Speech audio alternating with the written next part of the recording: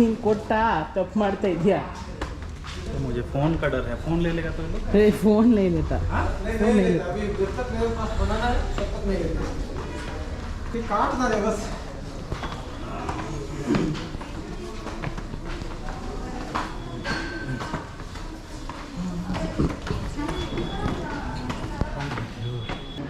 ಇವಾಗ ನಾವು ಒಟ್ಟಿನಲ್ಲಿ ಶಿವಗಂಗೆ ಟೆಂಪಲಿಗೆ ಬಂದಾಯಿತು, ಮೆಟ್ಲು ಹತ್ತಾ ಇದ್ದೀವಿ. ಈ ಮೆಟ್ಲಿಗೆ ಒಂದು ಸ್ಟೋರಿ ಉಂಟು. ಈ ಟೋಟಲ್ ಇಲ್ಲಿಂದ ಟಾಪ್ ತನಕ ಎಷ್ಟು ಮೆಟ್ಲಿದೆಯಲ್ಲ, ಆ ಮೆಟ್ಲು ಮತ್ತು ಕಾಶಿಲಿ ಅಂದರೆ ವಾರಣಾಸಿಲಿ, ಇಲ್ಲಿಂದ ವಾರಣಾಸಿಗಿರೋ ದೂರ ಎರಡೂ ಒಂದೇ. ಅದಕ್ಕೆ ಯೋಜನಾ ಅಂತ ಹೇಳ್ತಾರೆ. ಎಷ್ಟು ಮೆಟ್ಲಿದೆಯೋ ಅಷ್ಟೇ ಯೋಜನಾ ದೂರ ಕಾಶಿ ಕೂಡ ಉಂಟು, ವಾರಣಾಸಿ. ಅದಕ್ಕೆ ಇದನ್ನು ದಕ್ಷಿಣ ಕಾಶಿ ಅಂತ ಹೇಳ್ತಾರೆ. ಮುಂದೆ ಹೋಗ್ತಾ ಇದು ಕಥೆನೆಲ್ಲ ಹೇಳ್ತಾ ಹೋಗ್ತೀನಿ. ಇಲ್ಲಿ ಒಂದು ಬೈಕಿಗೆ 30 ರೂಪಾಯಿ ಕೊಟ್ವಿ. ನಾವು 2 ಬೈಕ್ ತರಿದ್ವಿ, ಸೊ 60 ರೂಪಾಯಿ ಕೊಟ್ಟು ಟಿಕೆಟ್ ತೊಗೊಂಡು ಹೋಗ್ತಾ ಇದ್ವಿ. ಶೂಸ್ ಅಲೋಡ್ ಇದೆ, ಯಾಕಂದರೆ ಮೇಲ್ಗಡೆ ಬೆಟ್ಟ ಹತ್ತಲಿಕ್ಕೆ ಶೂಸ್ ಬೇಕಲ್ಲ, ಅದಕ್ಕೆ ಶೂಸ್ ಅಲೋಡ್ ಕೊಟ್ಟಿರೋದು ನಿಮಗೆ. ನಮಗೆ ಅಂತಂದರೆ ಎಲ್ಲರೂ ಶೂಸ್ ಎಲ್ಲ ಹಾಕೊಂಡು ಬರ್ತದೆ. ಕೆಲವೊಂದು ಬೆಟ್ಟ ಹತ್ತಲ್ಲ ಅಂದರೆ ಬರೀ ಕಾಲಲ್ಲಿ ಬರ್ತದೆ ಟೆಂಪಲಿಗೆ. ಸೊ ಟೆಂಪಲಿಗೆ ಹೋದರೆ ಇವಾಗ ಆಲ್ಮೋಸ್ಟು 11:30ಗೆ ನಾವು ಬೆಟ್ಟ ಹತ್ತಲಿಕ್ಕೆ ಸ್ಟಾರ್ಟ್ ಮಾಡಿದ್ದೀವಿ. ಇಲ್ಲ ಒಂದು 5 ಕಿಲೋಮೀಟ್ರ್ ಉಂಟು ಟೋಟಲ್ ಟ್ರೆಕ್ಕಿಂಗು. ಒಂದು ಸೈಡ್ ಮುಗಿಸ್ಕೊಂಡು ಬರೋಷ್ಟರಲ್ಲಿ 4 ತಾಸು ಬೇಕು ನಮಗೆ. ಒಂದು 3 ಅವರ್ಸ್ ಬೇಕು, 3-4 ಅವರ್ಸ್ ಬೇಕು. ಅಷ್ಟೊತ್ತಿಗೆ ಇಲ್ಲಿ ಊಟನೂ ಉಂಟು ಟೆಂಪಲಲ್ಲಿ. ಊಟ ಮಾಡ್ಕೊಂಡು ಹಾಗೆ ವಾಪಸ್ ಬೆಂಗಳೂರಿಗೆ ಹೋಗೋದು. ಬಾಳೆಹಣ್ಣು ಮಂಗಕ್ಕೆಲ್ಲ ತೊಗೊಂಡು ಹೋದೆ. ಸುಸ್ತಾಗ್ತಾ ಉಂಟು. ಹತ್ತು ತಡಿಯಪ್ಪ ನಿಮ್ಮನ್ನು ಕೂಡ ನೋಡ್ತಾ ಇದ್ದೆ ಆಗಿಂದ. ತಗ ಬೇಡ, ಸರ್ಕಸ್ ಮಾಡ್ತೀಯಲ್ಲ ಅಲ್ಲಿಂದನೇ. ಅದು ತಗೋ.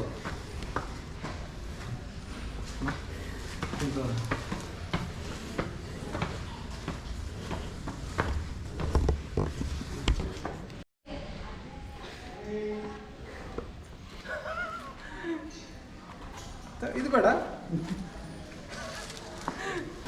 ಸೊ ಈಗ ಹೇಳಿದೆ ಅಲ್ಲ, ಯೋಜನೆ ಅಂದರೆ ಒಂದು ಯೋಜನೆ ಬಂದ್ಬಿಟ್ಟು 12 ಕಿಲೋಮೀಟ್ರ್, ಅಂದರೆ ಒಂದು ಮೆಟ್ಟಿಲು 12 ಕಿಲೋಮೀಟ್ರಿಗೆ ಸಮ. ಈ ಶಿವಗಂಗೆ ಹಿಲ್ಸಿಂದ ಕಾಶಿವರೆಗೂ ಎಷ್ಟು ಯೋಜನೆ ಇದೆ ಅಂತ, ಇಲ್ಲಿ ಎಷ್ಟು ಮೆಟ್ಲಿದೆ ಅಂತ ಕ್ಯಾಲ್ಕುಲೇಷನ್ ಮಾಡಿದೆ. ಅಷ್ಟೇ ಎಕ್ಸಾಕ್ಟ್ ಕಿಲೋಮೀಟ್ರ್ ಇದೆ. ಸೊ ಟೋಟಲ್ಲು ಕಾಶಿ ಇಲ್ಲಿಂದ 1340 ಕಿಲೋಮೀಟ್ರಿಂದ ಇರಬೇಕು. ಸೊ ಅಷ್ಟೇ ಮೆಟ್ಲು ಕೂಡ ಇಲ್ಲೂ ಇದೆ. ಅದಕ್ಕೆ ಇದನ್ನು ದಕ್ಷಿಣ ಕಾಶಿ ಅಂತ ಹೇಳ್ತಾರೆ. ನಮ್ಮ ಸೌತ್ ಇಂಡಿಯಾದಲ್ಲಿರೋದು ಶಿವಗಂಗೆ ಹಿಲ್ಸು. ನೀವು ಬೆಂಗಳೂರಿಂದ ಬಂದರೆ 54 ಕಿಲೋಮೀಟ್ರ್, ತುಮಕೂರು ಸಿಟಿಯಿಂದ ಬಂದರೆ 25 ಕಿಲೋಮೀಟ್ರು. ನಾವು ಸುಮಾರು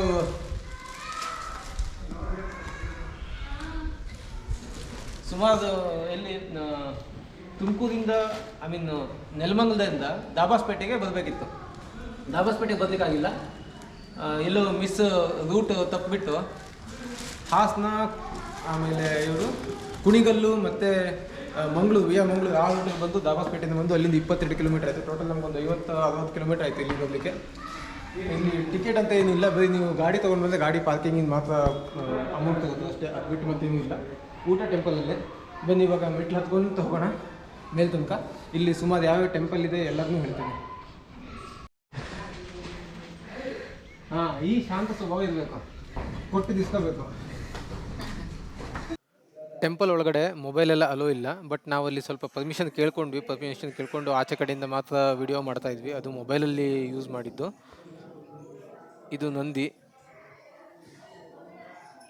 ಇದಾದಮೇಲೆ ಒಳಗಡೆ ಎಂಟ್ರಿ ಇದೆ. ಒಳಗಡೆ ದೇವರು ಇರೋದು. ಅಲ್ಲಿ ಟಿ ವಿ ಎಲ್ಲ ಹಾಕಿರ್ತದೆ, ಟಿ ವಿಲೇ ದೇವ್ರ ದರ್ಶನ ಎಲ್ಲ ಮಾಡ್ಕೋಬೋದು. ಇದೆ ಇವಾಗೇನು ನೀವು ನೋಡ್ತಾ ಇದ್ದೀರಲ್ಲ, ಇದೇನೇ ಶಿವಗಂಗೆ ಟೆಂಪಲಲ್ಲಿರೋ ಸುರಂಗ ಮಾರ್ಗ ಗುಹೆ. ಇದು ಒಂದು ಸುರಂಗ ಮಾರ್ಗ ಬೆಂಗಳೂರಲ್ಲಿರೋ ಮತ್ತೊಂದು ಟೆಂಪಲ್ಗೆ ರೀಚ್ ಆಗುತ್ತೆ. ಆಲ್ಮೋಸ್ಟ್ ಒಂದು 56 ಕಿಲೋಮೀಟರು. ಆ ಒಂದು ಸುರಂಗ ಮಾರ್ಗ ಯಾವ ಟೆಂಪಲ್ಗೆ ರೀಚ್ ಆಗುತ್ತೆ, ಯಾರು ಮಾಡಿಸಿದ್ದು, ಇದು ಯಾಕೆ ಯೂಸ್ ಆಗ್ತಿತ್ತು, ಇದನ್ನೆಲ್ಲ ಆಚೆ ಕಡೆ ಹೋದ್ಮೇಲೆ ಹೇಳ್ತೇನೆ. ಇಲ್ಲಿ ಜಾಸ್ತಿ ವಿಡಿಯೋ ಮಾಡಲಿಕ್ಕಾಗಲ್ಲ. ಈ ಒಂದು ಸುರಂಗ ಗರ್ಭಗುಡಿಯ ಎದುರುಗಡೆನೇ ಇದೆ, ಎಲ್ಲರೂ ಹೋಗಿ ನೋಡ್ಬೋದು. ಹಾಗೆ ಇವಾಗೇ ನೀವು ನೋಡ್ತಾ ಇದ್ದೀರಲ್ಲ, ಈ ಜಾಗನೇ ಸುರಂಗ ಮಾರ್ಗಕ್ಕೆ ಎಂಟ್ರಿ ಇದ್ದಿದ್ದು. ಗುಹೆ ತೋರಿಸಿದ್ನಲ್ಲ, ಅದು ಸುರಂಗ ಮಾರ್ಗ. ಅದು ಆಮೇಲೆ ಮತ್ತೊಂದು ಚಿಕ್ಕ ವಿಡಿಯೋ ತೋರಿಸಿದಲ್ಲ, ಅಲ್ಲಿಂದ ದಾರಿ ಇತ್ತು ಹೋಗಲಿಕ್ಕೆ. ಅದೆರಡನ್ನೂ ಸೀಲ್ ಮಾಡಿದ್ರು ಇವಾಗ. ಅದು ಎಲ್ಲಿ ಹೋಗುತ್ತಪ್ಪ ಅಂತ ಹೇಳಿದರೆ, ಬೆಂಗಳೂರಲ್ಲಿರೋ ಗುಟ್ಟಳ್ಳಿ ಗವಿಗಂಗಾಧರೇಶ್ವರ ಟೆಂಪಲಿಗೆ ಆಲ್ಮೋಸ್ಟ್ ಒಂದು 56-57 ಕಿಲೋಮೀಟರ್ ಇಲ್ಲಿಂದ. ಅಷ್ಟು ದೊಡ್ಡ ಸುರಂಗ ಇತ್ತು ಅಂತ ಹೇಳ್ತಾರೆ. ಬಟ್ ಅಲ್ಲಿ ಯಾರು ಹೋಗಿದ್ದಾರೆ ಏನು ಅಂತ ಗೊತ್ತಿಲ್ಲ. ಬಟ್ ಅದು ಇವಾಗೆಲ್ಲ ಬಂದ್ ಮಾಡಿದ್ದಾರೆ. ಸುರಂಗ ಮಾರ್ಗ ಅವಾಗಿತ್ತು. ಸುರಂಗ ಮಾರ್ಗ ಯಾಕಿತ್ತು, ಇದನ್ನೆಲ್ಲ ರಾಜರ ಕಾಲದಲ್ಲಿ ಯೂಸ್ ಮಾಡ್ತಿದ್ರು. ಬಟ್ ದೇವಸ್ಥಾನದಲ್ಲಿ ಯಾಕೆ ಯೂಸ್ ಮಾಡ್ತಾಯಿದ್ರು? ಮೇಲ್ಗಡೆ ಫೋಟೋದಲ್ಲಿ ಒಂದು ಪಿಲ್ಲರ್ ಕಾಣಿಸ್ತಾ ಇದೆಯಲ್ಲ, ಇದನ್ನು ನೆನ್ಪಿಟ್ಕೊಳ್ಳಿ, ಮುಂದ್ಗಡೆ ಹೇಳ್ತೇನೆ. ಈ ಒಂದು ವಾಚ್ ಟವರ್ನ ಬಿಲ್ಟ್ ಮಾಡಿಸಿರೋದು ಕೆಂಪೇಗೌಡರು. 4 ವಾಚ್ ಟವರ್ನ ಬೆಂಗಳೂರಲ್ಲಿ ಬಿಲ್ಟ್ ಮಾಡಿಸಿದ್ದಾರೆ. ಮೇಕ್ರಿ ಸರ್ಕಲ್ಲು, ಲಾಲ್ಬಾಗು, ಗವಿಪುರಮು ಮತ್ತು ಅಲ್ಸೂರಲ್ಲಿ. ಗವಿಪುರ ಟೆಂಪಲಲ್ಲಿ ಇದೇ ಒಂದು ಪಿಲ್ಲರ್ ಇದೆ, ನೀವೆಲ್ಲರೂ ಹೋಗಿ ನೋಡ್ಬೋದು. ಯಾಕೆ ಅಂತ ಮುಂದೆ ಹೇಳ್ತೇನೆ, ನೆನ್ಪಿಟ್ಕೊಳ್ಳಿ ಇದನ್ನ. ಆಬ್ವಿಯಸ್ಲಿ ಇಲ್ಲೂ ಒಬ್ಬರು ರಾಜರ ಆಳ್ವಿಕೆ ನಡೀತಾ ಇತ್ತು. ಈ ಪ್ರದೇಶ ಪೀರಿಯಾಡಿಕಲಿ ಅಂದರೆ ಟೈಮ್ ಟು ಟೈಮ್ ಬೇರೆ ಬೇರೆ ರಾಜರ ಆಳ್ವಿಕೆಗೆ ಸೇರ್ತಾ ಹೋಯಿತು. ಇಲ್ಲಿ ಫಸ್ಟ್ ರಾಜ ಆಳ್ವಿಕೆ ಇದ್ದಿದ್ದು ಅಂದರೆ 12ನೇ ಶತಮಾನದಲ್ಲಿ ಕಲ್ಯಾಣ ನಗರದ ಬಿಜ್ಜಳ ರಾಜ. ಅವರು ಆಸ್ಥಾನದಲ್ಲಿದ್ದವರು ಯಾರು? ಬಸವಣ್ಣನವರು. ಗೊತ್ತಲ್ಲ ಬಸವಣ್ಣನವರು ಯಾರು ಅಂತ. ಬಸವಣ್ಣನವರು ಇಲ್ಲಿ 12ನೇ ಶತಮಾನದ ಒಂದು ಶಾಸನ ಕೂಡ ಇಟ್ಟಿದ್ದಾರೆ. ಸುಟ್ಟ ಬಸವ ಅಂತ ಇದೆ ಅಲ್ಲಿ, ಅದ್ರ ಕೆಳಗಡೆ ಶಾಸನ ಇರೋದು. ಆ ಶಾಸನದ ಪ್ರಕಾರ ಇದ್ರ ಹೆಸರು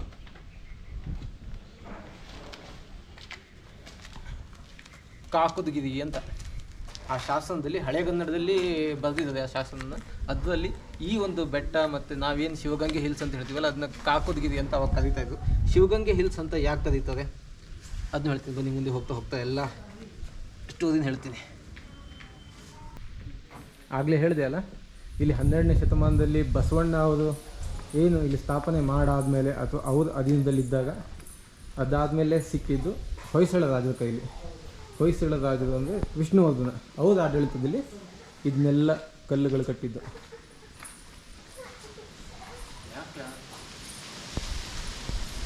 ಕಲ್ಲಿನ ದೇವಸ್ಥಾನ ಕಟ್ಟಿದ್ದಲ್ಲ ಹೊಯ್ಸಳದ ಕಾಲದಲ್ಲಿ. ಇಲ್ಲಿಂದ ನಾವು ಟ್ರೆಕ್ಕಿಂಗ್ ಮಾಡಬೇಕು. ಇಲ್ಲಿಂದ ಟ್ರೆಕ್ಕಿಂಗ್ ಆಲ್ಮೋಸ್ಟ್ ಆಲ್ ಒಂದು 3.5 ಕಿಲೋಮೀಟರ್ ಟ್ರೆಕ್ಕಿಂಗು. ಇದು ನೋಡಿ, ಈ ಕೋಟೆ ಎಲ್ಲ ಕಟ್ಟಿದ್ದು ಇದು ಬೇರೆಯವರು. ಇಲ್ಲಿ ಬರೀ ಟೆಂಪಲ್ ಇತ್ತು, ಇಲ್ಲಿ ಕೋಟೆ ಕಟ್ಟಿದ್ದು ಬೇರೆ. ಈ ಕೋಟೆ ಕಟ್ಟಿದ್ದು 16ನೇ ಶತಮಾನದಲ್ಲಿ ಹೊಯ್ಸಳದ ಆಳ್ವಿಕೆ ಮುಗಿದ ನಂತರ. ಇದು 16th ಸೆಂಚುರಿಯಲ್ಲಿ ಶಿವಪ್ಪ ನಾಯಕ ಅಂತ ಹೇಳಿ ಅವರು ಇಲ್ಲಿ ಕೋಟೆ ಕಟ್ಟಿದ್ದು. ಇಟ್ಟಿಗೆಲಿ ಕೋಟೆ ಕಟ್ಟಿದ್ದು, ಮಣ್ಣು ಮತ್ತು ಇಟ್ಟಿಗೆಲಿ. ಆ ಕೋಟೆ ಎಲ್ಲ ಆಮೇಲೆ ಕ್ರಮೇಣ ಎಲ್ಲ ಬಿದ್ದೋಯ್ತು. ಅದಾದಮೇಲೆ ಮಾಗಡಿ ಕೆಂಪೇಗೌಡರು ಮತ್ತೆ ಇಲ್ಲಿ ಕೋಟೆನ ಕಟ್ತಾರೆ. ಆ ಕೋಟೆನ ತೋರಿಸ್ತೀನಿ ಬನ್ನಿ.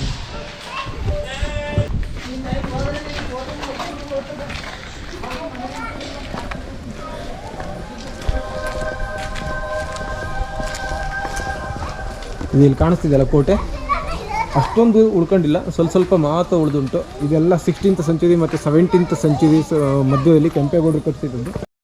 ಆಗಲೇ ನಿಮಗೆ ಹೇಳಿದೆಯಲ್ಲ ಆ ಒಂದು ಪಿಲ್ಲರ್ನ ನೆನ್ಪಿಟ್ಕೊಳ್ಳಿ ಅಂತ, ಅದಕ್ಕೇನೆ. ಯಾಕಂದರೆ ಆ ಪಿಲ್ಲರ್ ಕಟ್ಟಿಸಿದ್ದು ಕೆಂಪೇಗೌಡರು.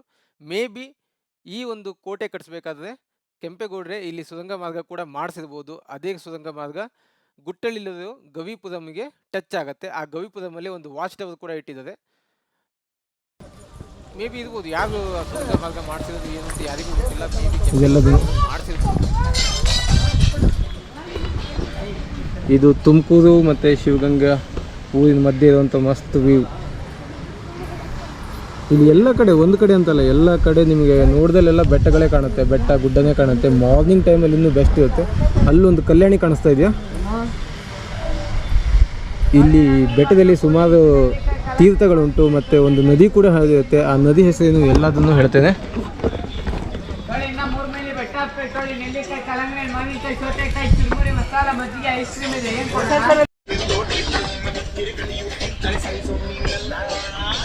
ಇನ್ನು 4 ಕಿಲೋಮೀಟರ್ ಬೆಟ್ಟ ಹಿಂಗೈತೆ, ಒಂದು 70 ಡಿಗ್ರಿ.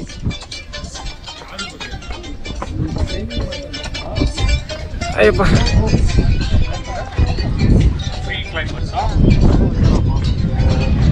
ಯಾವ ಸೈಡಿಂದ? ಆ ಸೈಡಿಂದ ಈ ಸೈಡ್ ಏನು ಸರ್?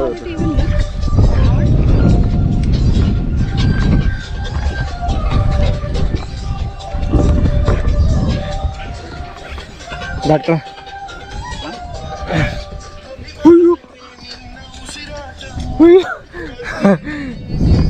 ಇದೆಲ್ಲ ಬೆಟ್ಟನೇ ಕೆತ್ತಬಿಟ್ಟು ಮಾಡಿರೋ ಮೆಟ್ಲು. ಇದು ಯಾವ ಟೈಮಲ್ಲಿ ಮಾಡಿದ್ದು ಅಂತ ಗೊತ್ತಿಲ್ಲ, ಯಾಕಂದರೆ ಅವಾಗ ಯಾವ ಜನ ಬರ್ತಾ ಇರಲಿಲ್ಲ, ಇಲ್ಲಿ ಬರಲಿಕ್ಕೂ ಬಿಡ್ತಾ ಇರಲಿಲ್ಲ. ಕೆಂಪೇಗೌಡರ ಆಳ್ವಿಕೆಯಲ್ಲಿ ಇಲ್ಲಿ ಅವರಿಗೆ ಬೇಕಾದಂಥ ಒಂದು ಮಿನಿಸ್ಟ್ರಿ ಅಥವಾ ಯಾವುದೋ ನಾಯಕರು ಅಥವಾ ಏನು ಪಾಳೆಗಾರ ಅಂತಿರ್ತೀವಲ್ಲ, ಅವ್ರಿಗೆ ಮಾತ್ರ ಎಂಟ್ರಿ ಇತ್ತು.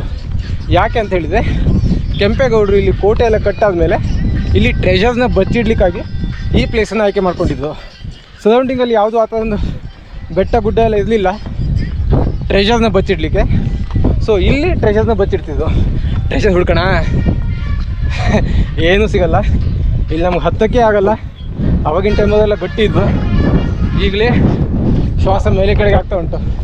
ಇನ್ನದೇ ಅಲ್ಲಿಗೆ ಹೋಗಬೇಕು, ಅಲ್ಲಿ ತನಕ ಹೋಗೋ ತನಕ ಹೆಣ ಬಿದ್ದಿರುತ್ತೆ.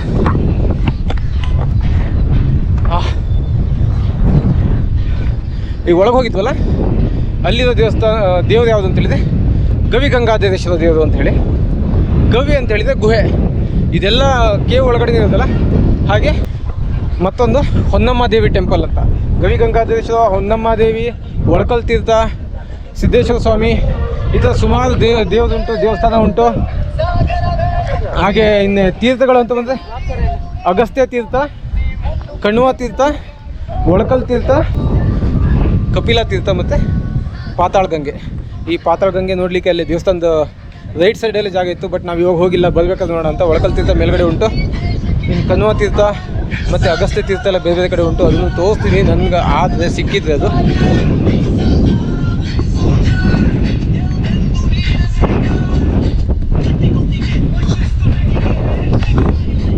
ನಾನಿಲ್ಲಿ ಮೇನ್ ಹುಡುಕಲಿಕ್ಕೆ ಬಂದಿದ್ದು ಬಸವಣ್ಣ ಅವರು ಏನು ಶಾಸನ ಬರೆಸಿದ್ವಲ್ಲ ಇಲ್ಲಿ 12ನೇ ಶತಮಾನದಲ್ಲಿ, ಆ ಶಾಸನ ಹುಡುಕ್ಲಿಕ್ಕೆ ಬಂದೆ. ಬಟ್ ಅದು ಇರೋದು ಸುಟ್ಟು ಬಸವ ಅಂತೇಳಿ, ಸುಟ್ಟು ಬಸವದ ಹತ್ರನೇ ಅದು ಕೆಳಗಡೆನೇ ಉಂಟಂತೆ ಶಾಸನ. ಇಲ್ಲಿ ಕೇಳಬೇಕು, ಕೇಳಿದರೆ ಸಿಗ್ಬೋದು ಸುಟ್ಟು ಬಸವ ಎಲ್ಲಿದೆ ಅಂತೇಳಿ.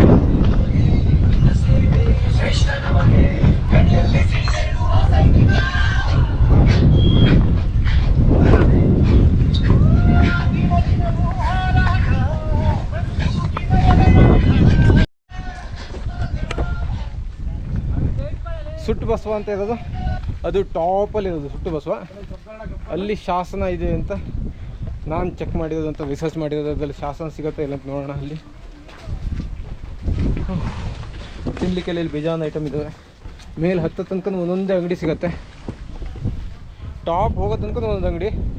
ಬಟ್ ಡಿಫ್ರೆನ್ಸ್ ಇಷ್ಟೇ, ಕೆಳಗಡೆ ತೊಗೊಂಡ್ರೆ 10 ರೂಪಾಯಿ ಐಟಮು 15 ರೂಪಾಯಿಗೆ.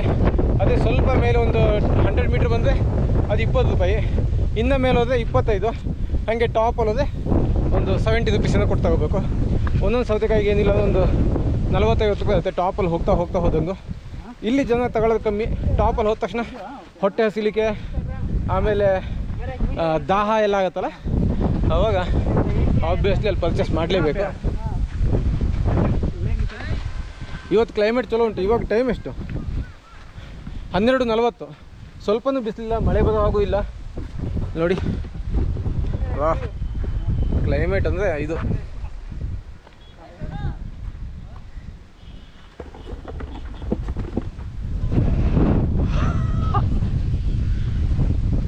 ಹಿಂಗೆ ಹತ್ಕೊಂಡು ಹೋಗ್ತಾ ಇರಬೇಕು. ಒಂದು 4 ಕಿಲೋಮೀಟ್ರು, 3.4 ಮೈಲಿ. 3.4 1 ಮೈಲಿಗೆ 1.6 ಕಿಲೋಮೀಟರು.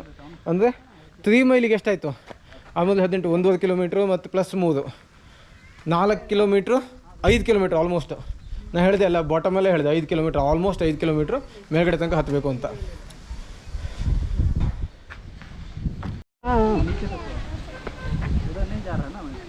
थोड़ा सामने जाना, हाँ फिर ऊपर करना, हाथ थोड़ा हाँ फिर ऊपर करना, गांड थोड़ा पीछे. हाँ, ನಾನು ಟ್ರೆಕ್ ಮಾಡ್ತೀನಿ. ट्रैकिंग है.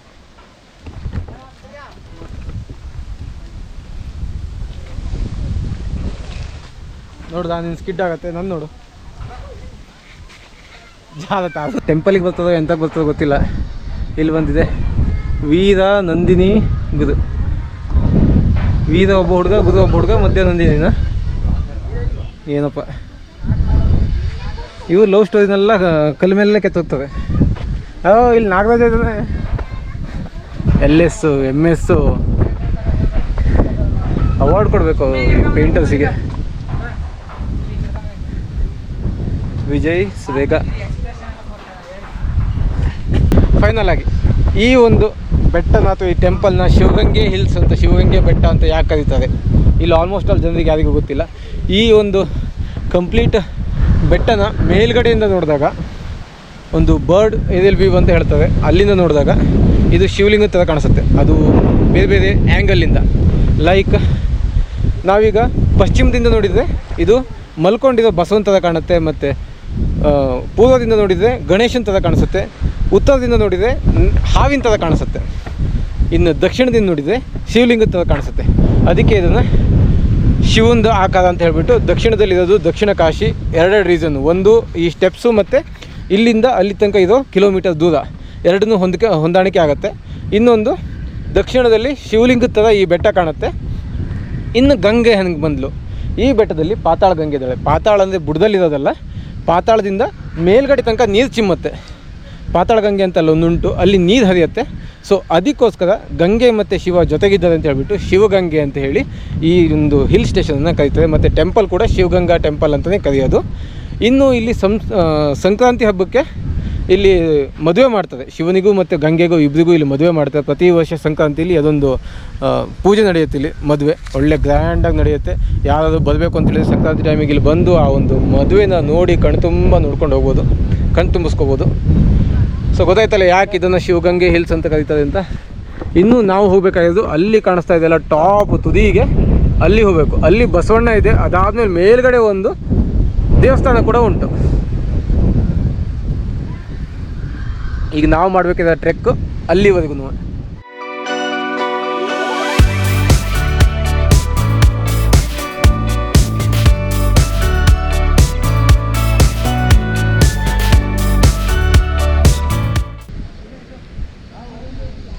ಸೊ ನಿಮಗೂ ಅಷ್ಟೇ ವಿಸಿಟ್ ಮಾಡಬೇಕು ಅಂತ ಹೇಳಿದರೆ ಮಳೆಗಾಲ ಮುದ್ದಾದ ತಕ್ಷಣ ಸೆಪ್ಟೆಂಬರಿಂದ ಡಿಸೆಂಬರಲ್ಲಿ ವಿಸಿಟ್ ಮಾಡಿ. ಜನವರಿ ಫೆಬ್ರವರಿಲೂ ಓಕೆ. ಅದಾದಮೇಲೆ ಯಾವಾಗ ಬಿಸಿಲು ಬೀಳುತ್ತಲ್ಲ, ಬಿಸಿಲು ಬಿದ್ದಾಗ ಬಂದರೆ ಒಂದು 4-5 kg ಕಮ್ಮಿಯಾಗಿ ಹೋಗ್ಬೋದು. ಹೊಟ್ಟೆ ಗಿಟ್ಟೆ ಎಲ್ಲ ಸ್ವಲ್ಪ ಕರಗತ್ತೆ. ತುದಿ ತನಕ ಹತ್ತ ಡೌಟು ಹೊಟ್ಟೆ ಇದ್ದೋದೆಲ್ಲ. ಬಟ್ ಒಳ್ಳೆಯದು. ಸಮ್ಮರಲ್ಲಿ ಬಂದು ಈ ಥರ ಕ್ಲೈಮೇಟ್ ಎಲ್ಲ ಸಿಗೋಲ್ಲ, ಈ ಥರ ಗ್ರೀನರಿ ಸಿಗೋಲ್ಲ. ನಮಗೇನು ಇವತ್ತು ಕಾಣಿಸ್ತಾ ಇದೆಯಲ್ಲ ಆ ಥರ ಸಿಗೋಲ್ಲ. ಮಳೆಗಾಲ ಅಂದರೆ ಸಿಕ್ಕಾಬಿಟ್ಟೆ ಧೋ ಅಂತ ಮಳೆ ಬರ್ತಿದ್ದೆ, ಬರಬೇಡಿ ಮತ್ತೆ ಉದ್ದುಕೊಂಡು ಬಿದ್ದು ಯಾರಿಗೆ ಬೇಕು ಆಮೇಲೆ.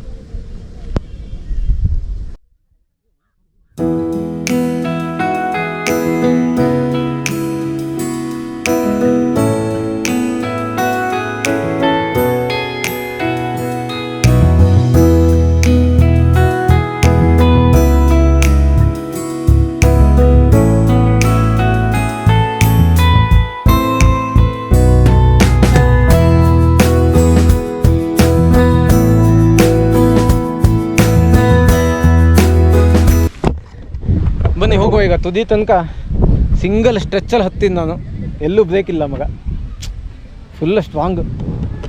ನೀನು? ನಾನು ಹತ್ತೀನಿ ಪಕ್ಕ ಪಕ್ಕ. ನೋಡೋಣ. ಜೂಜು ಆಲ್ರೆಡಿ ಇವನು ಆಲ್ರೆಡಿ ಔಟ್ ಆಗಿದ್ದಾನೆ. ಇನ್ನು ನಾವಿಬ್ಬರಲ್ಲಿ ಸ್ವಲ್ಪ ಉಂಟು. ಬಟ್ ಮೆಟ್ಲು ಹತ್ಬೇಕಾದ್ರೆ ನನಗೆಲ್ಲ ಹೊಟ್ಟೆ ಎಲ್ಲ ಮೇಲ್ಗಡೆ ಬಂದಂಗೆ ಆಯಿತು.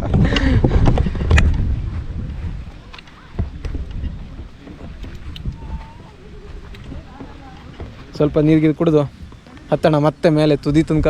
ಈಗೆಲ್ಲ ಹತ್ತೋದೆಲ್ಲ ಬರ್ತಾಯಿದೆ. ನಮಗೀಗ ಆಲ್ರೆಡಿ 12 ಗಂಟೆಗೆ ಸಂಜೆ 4 ಗಂಟೆ 5 ಗಂಟೆ ಆಗಿತ್ತು ಅದ ಫೀಲು. ಬಟ್ ನಾವು ಹೋಗೋ ತನಕ ಊಟ ಇದ್ದರೆ ಸಾಕಪ್ಪ. ಹೆಲ್ಮೆಟ್ ಬೇರೆ ಯಾವುದೋ ಆಂಟಿ ಹತ್ರ ಕೊಟ್ಟು ಬಂದಿದ್ದೀವಿ. ಹೆಲ್ಮೆಟ್ ಇದ್ದರೆ ಸಾಕಲ್ಲೇ, ಮತ್ತೆ ಹೆಲ್ಮೆಟ್ ಇಲ್ಲಾಂದ್ರೆ ಊರಿಗೆ ಹೋಗ್ಲಿಕ್ಕಾಗಲ್ಲ.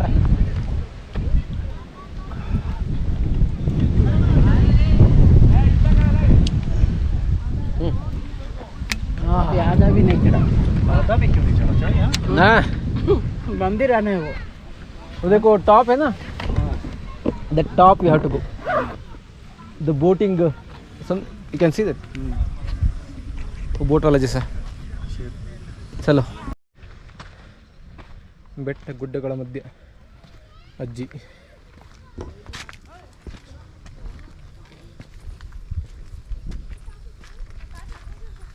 ನೀವು ಇಲ್ಲೇ ಇರೋದು ಅಜ್ಜಿ? ಶಿವಗಂಗೆ ಇದೆಯಾ? ಅದು ಗಟ್ಟಿ ಇದ್ದಿದ್ದು ಬಿಡಜ್ಜಿ. ಇಲ್ಲಿ ತನಕ ಹತ್ತು ಬಂದು ಕೂತಿದ್ವಿ. ಓ ಇಲ್ಲೆಲ್ಲ ಔಟ್ ಆಗಿಬಿಟ್ಟದು ವಿಕೆಟು. ನಾವು ಸಿಂಗಲ್ ಸ್ಟ್ರೆಚ್ ಟಾಪ್ ತನಕ ಹತ್ತೀವಿ ಅಂತೇಳಿ ಪ್ರಾಮಿಸ್ ಮಾಡೇವು. ಮೇಲ್ ತನಕ ಹತ್ತದೆ. ಇಲ್ಲಿಗೆ ನಮ್ಮ ಶಿವಗಂಗೆ ಬೆಟ್ಟದ 3ನೇ ಅಧ್ಯಾಯನ ಮುಕ್ತಾಯ ಮಾಡ್ತಾ ಇದ್ದೇವೆ. ಮುಂದಿನ ಒಂದು ಸಂಚಿಕೆಯಲ್ಲಿ ಶಿವಗಂಗೆ ಬೆಟ್ಟದಲ್ಲಿರುವಂಥ ಇನ್ನೂ ಕುತೂಹಲಕಾರಿಯಾದಂಥ ಸ್ಥಳಗಳನ್ನು, ಅದರ ವಿಶೇಷತೆಗಳನ್ನು ನಾನು ನಿಮಗೆ ತಿಳಿಸ್ಕೊಡ್ತೇನೆ. ಹಾಗೆ ಮೇಲೆ ಹೋದಂತೆ ನಮಗೆ ಕೆಲವೊಂದು ತೀರ್ಥಕ್ಷೇತ್ರಗಳು ಹಾಗೂ ನದಿ ಹರಿಯುವಂಥ ಜಾಗ ಕೂಡ ಸಿಗುತ್ತೆ.